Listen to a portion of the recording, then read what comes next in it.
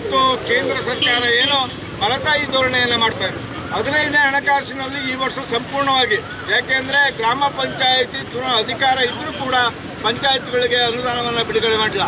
ಜಿಲ್ಲಾ ಪಂಚಾಯತಿ, ತಾಲೂಕು ಪಂಚಾಯತಿ, ನಗರಸಭೆ, ಪುರಸಭೆಗಳಿಗೆ 15ನೇ ಹಣಕಾಸನ್ನು ಬಿಡುಗಡೆ ಮಾಡಿಲ್ಲ.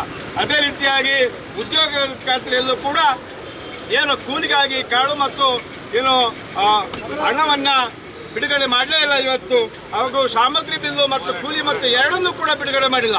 ಇಂಥ ಕೆಟ್ಟ ಸರ್ಕಾರವನ್ನು ತೊಲಗಿಸಬೇಕಂತೇಳಿ ನಮ್ಮ ಪಕ್ಷದಿಂದ ಇವತ್ತು ಪ್ರತಿಭಟನೆಯನ್ನು ಹಮ್ಮಿಕೊಂಡಿದ್ದೇವೆ. ಈಗಾಗಲೇ ನಮ್ಮ ಶಾಸಕರು ತಮ್ಮಯ್ಯಣ್ಣ ಬಂದಿದ್ದಾರೆ, ಅವರು ಕೂಡ ಈ ಸಂದರ್ಭದಲ್ಲಿ ಹೇಳ್ತಾ, ಹಾಗೆ ಮಂಜುನಾಥ್ ಭಂಡಾರಿ ಅವರು ಕಾರ್ಯಾಧ್ಯಕ್ಷ ಅಂತ ಮಂಜುನಾಥ್ ಭಂಡಾರಿ ಅವರು ಮತ್ತು ಜಿಲ್ಲಾಧ್ಯಕ್ಷ ಬಂದಿದ್ದಾರೆ.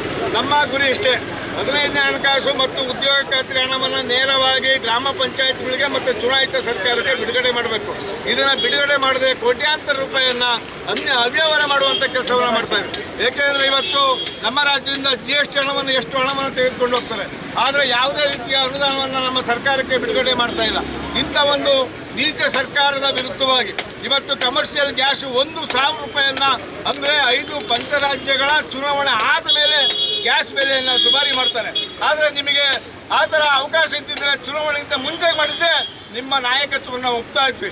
ಆದರೆ ಇಂಥ ಒಂದು ಕೀಳುಮಟ್ಟದ ವ್ಯವಸ್ಥೆಯನ್ನು ಜನರಿಗೆ ಅನ್ಯಾಯ ಮಾಡಿ ಮಂಕು ಬೂದಿಗೆ ಎರಚಿ ಇವತ್ತು ದುಷ್ಟ ಸರ್ಕಾರ, ಕೇಂದ್ರದ ನರೇಂದ್ರ ಮೋದಿ ಸರ್ಕಾರವನ್ನು ತೊಲಗಿಸಬೇಕು. ಹಾಗಾಗಿ ಇವತ್ತು ಇಂಥ ಒಂದು ಪ್ರತಿಭಟನೆ ಹಮ್ಮಿಕೊಂಡಿದ್ದೇವೆ.